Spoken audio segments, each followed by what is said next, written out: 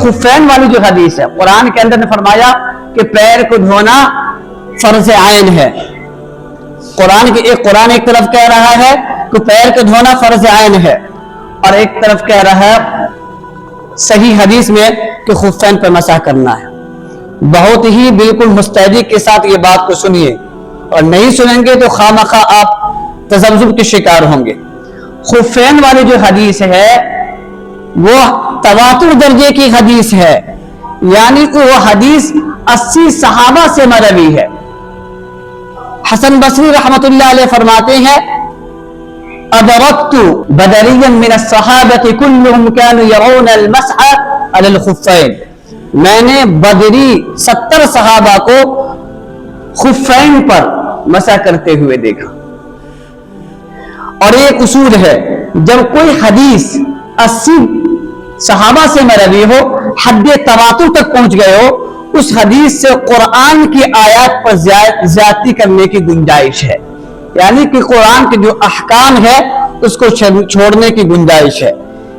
تو قرآن کہہ رہا ہے پیر دھونے کے لیے، اور حدیث متواترہ میں نبی علیہ الصلوۃ والسلام نے صحابہ کرام کو حکم دیا کہ جب تم چمڑا کو خفین پہن لو تو اس پر مسح کرو. تو خفین والی جو حدیث ہے وہ 80 صحابہ سے مروی ہے. حافظ ابن حجر رحمت اللہ علیہ نے فتح الباری میں اس بات کو پوری وضاحت کے ساتھ لکھا ہے کہ حافظ حدیث نے 80 صحابہ سے خفین والی حدیث کو نقل کیا.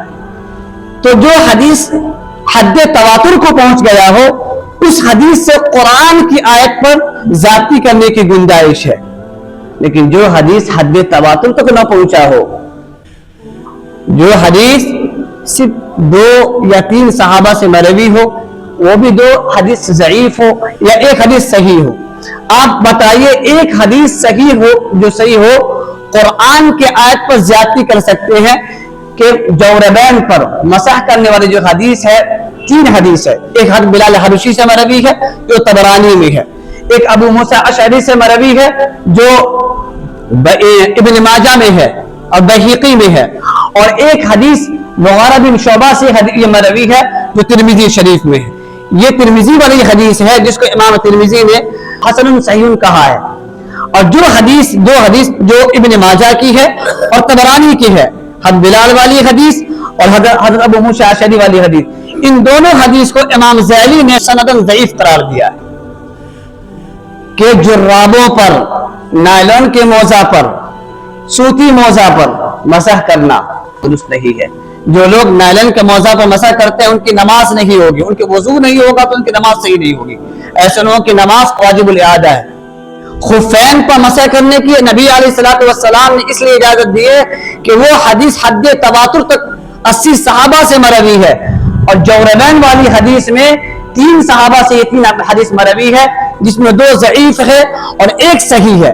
لیکن امام مسلم رحمت اللہ علیہ، امام بیہقی رحمت اللہ علیہ، امام سفیان ثوری رحمت اللہ علیہ، امام احمد بن حنبل اور امام علی بن مدینی، یہ کبار محدثین ہیں، وہ بھی امام ترمذی کی حدیث کو جو حسن صحیح کہا ہے وہ بھی کہہ رہا ہے کہ یہ بھی حدیث ضعیف ہے. آپ بتائیے جو حدیث ضعیف ہو اس حدیث کو سامنے رکھ کے قرآن کی اس آیت پر زیادتی کرنے کی گنجائش ہے؟ کسی بھی اعتبار سے گنجائش نہیں ہے. قرآن کی آیت جو اللہ تبارک و تعالی نے لوح محفوظ سے نبی علیہ الصلوۃ والسلام پر اتارا ہے، قرآن کی کسی بھی آیت پر زیادتی کرنے کے لیے وہ حدیث 80 صحابہ سے مروی ہونا چاہیے، یا 80 مرتبہ نبی علیہ الصلوۃ والسلام نے اس حدیث پر عمل کر کر صحابہ کرام کو دکھایا. اس لیے جو لوگ مسح کرتے ہیں جوربین پر، موزہ پر، وہی بات کان کھول کر سن لیں. ایک تو قرآن کی آیت ہے کہ اللہ کہہ رہا ہے کہ پیر کو دھو، اور دوسری طرف نبی علیہ الصلوۃ والسلام نے کہا ہے جب چمڑا کا موزہ پہنو تو اس پر مسح کرو. لیکن وہ حدیث 80 صحابہ سے مروی ہے.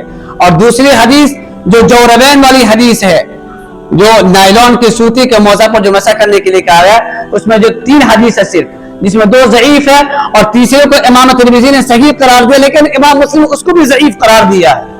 اب بتائیے ضعیف حدیث کو سامنے رکھ کر کے قرآن کی آیت پر زیادتی کرنے کی گنجائش ہے؟ کوئی گنجائش نہیں ہے. کوئی انسان اگر اس پر عمل کر رہا ہے اور نائلون کو موزہ پر مسح کر رہا ہے، نہ اس کا وضو صحیح ہوگا نہ اس کی نماز درست ہوگی. آپ فیس بک کے پیچھے نہ بھاگے اور یوٹیوب کے پیچھے نہ بھاگے، گمراہ ہوں گے آپ لوگ۔ قریبی عالم سے تحقیق کر لیں کہ یہ بات صحیح ہے یا نہیں۔ اور قرآن کہہ رہا ہے کہ پیر کو دھو، وَأَرْجُلَكُمْ إِلَى الْكَعْبَيْنِ، اور ضعیف حدیث میں ہے کہ جوربین پر مسح کرو۔ ضعیف حدیث کے ذریعے سے قرآن کی مطلق آیت پر ہم زیادتی نہیں کر سکتے۔ جو لوگ یہ عمل کر رہے ہیں وہ اس عمل سے باز آئے، یوٹیوب اور فیس بک کے ویڈیو پر اپنا جائے۔